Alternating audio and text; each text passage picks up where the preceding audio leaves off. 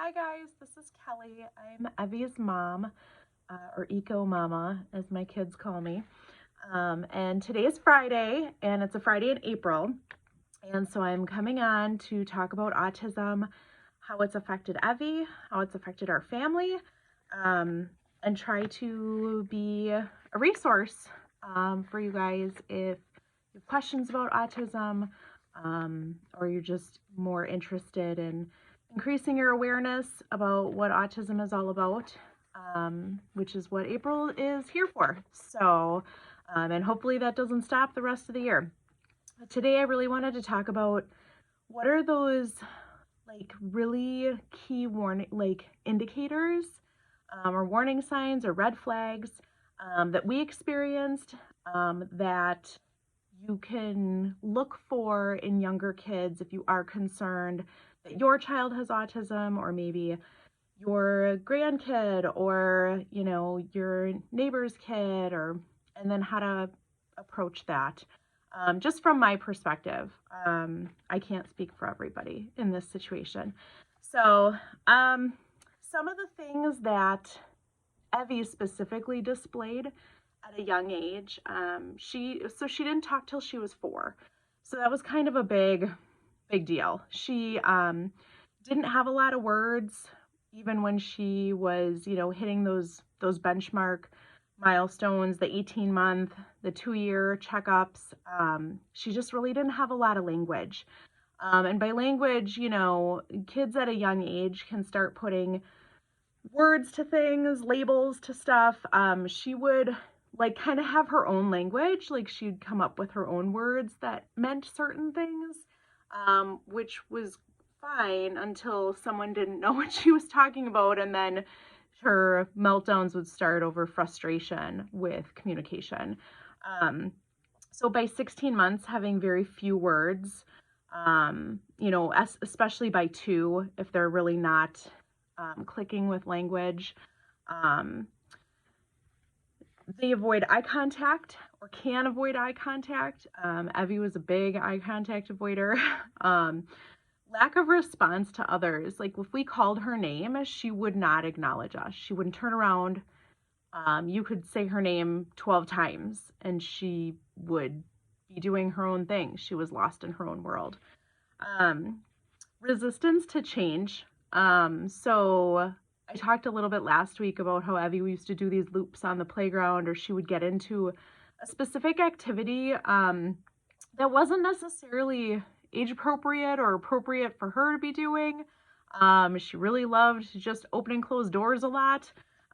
No actual meaning there. She just really liked to do it. And then, she could do some pretend play, but there is an aspect of not being able to do pretend play. Like, does your kid not, put food on a little plate and try to serve it to you, right? Like, those types of things. The only real pretend play that Evie would do a lot of was like picking up an item and pretending she was on the phone. She loved to do that. But again, it was like a very repetitive thing for her. She did, once she started having some language, the language that she had was a repetitive form of language, and it was a memorized language. So a lot of times it's referred to as Echolalia, where they can repeat something that they heard, but it's not placed correctly. Like, it's not an actual form of language. It's just repeating something. So she would memorize lines from favorite TV shows and just repeat those over and over again, once she was starting to form some language. But she didn't have any spontaneous language. So it wasn't asking her a question and having her answer us. It was just repeating something she had heard from somewhere else. So unusual or intense reactions. Her emotions were always really big, too big for her little body. And so her reactions to things were like over the top every time. Okay. And I know a lot of times she used to do this stuff and people would be like, oh, my kid does that. And I'm like, no, you don't understand. Like, she was, her emotions were ran so high so frequently that it was just constant reactions to things that were way off the charts. repetitive behaviors. So something I didn't mention last time, but Evie was a real big arm flapper. She would just flap her hands when she was excited, when she had those big feelings. That was her reaction. And, you know, we never made a big deal out of it until she started getting a little bit older. And she was in school full time, and I would just kind of gently remind her, like, hey, little birdie, don't fly away. And then she would recognize that she was doing it. Otherwise, she didn't even know she was doing it. So that was something that really she was into. And so that's stimming behavior, where it's a repetitive behavior. Sometimes it can be like tapping a foot, or sometimes it's behaviors that we don't really like to see. Hitting themselves can be a repetitive behavior. But usually it's to release some sort of emotion or to get a feeling, or elicit a feeling from themselves. Restricted interests, you know, when she got older, it was really obvious. But even when she was little, she was really specifically into like Disney princesses, you know, so having that like very narrow field of interest where she didn't really want to talk about anything else, that was the only thing that really motivated her. And, you know, lack of understanding emotions. Hi, I see you. I'm doing a video right now. So that lack of empathy. Here's Evie. And not being able to read emotions in others. So not seeing somebody who is sad and then feeling sad also, that reaction wasn't always appropriate. So those were just some of the things we experienced. If you do have questions about your own child or someone else, there are some tests available. One's called an MChat, is available online. That's just a short questionnaire to see if your child may or may not be affected.